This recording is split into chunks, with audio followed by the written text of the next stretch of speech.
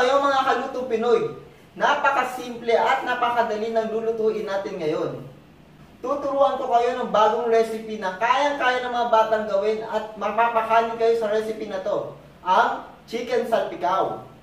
Tara, maglutong Pinoy na tayo.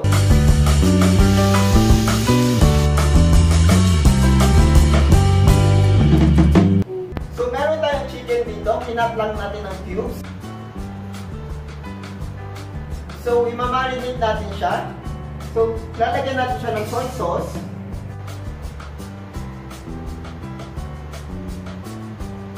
At calamansi.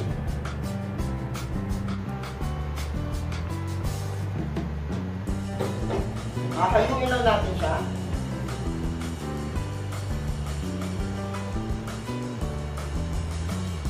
So, tapos na natin i-marinate ng chicken for 10 to 15 minutes. So, lalagyan natin ng butter ng ating pan.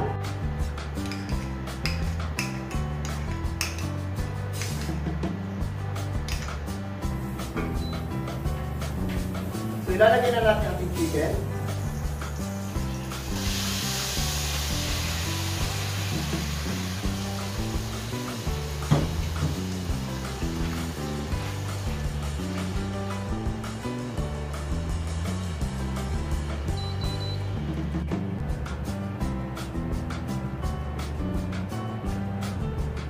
So, kumukulo na ang ating chicken. So, paano natin malalaman kung luto na ang ating chicken? We just put in our finger. Pindutin natin siya. Tingnan natin kung hindi ba siya wobbly or firm na siya. Ibig sabihin nun, luto na ang ating chicken. So, we toss in our mushroom.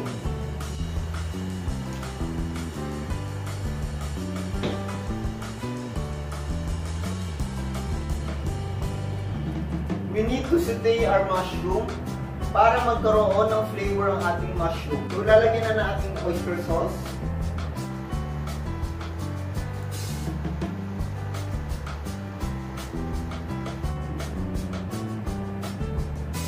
Pepper.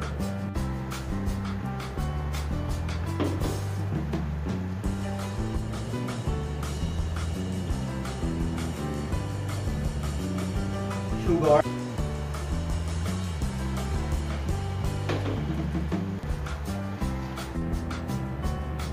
And to finish it, we need a little butter.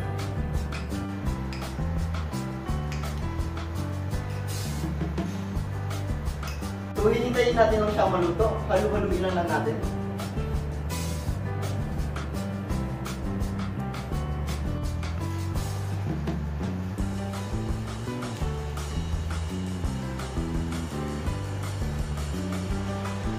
So, tingnan nyo, tapos na ang ating chicken salpicao. Luto na ang ating chicken salpicao. Ipiplate na lang natin.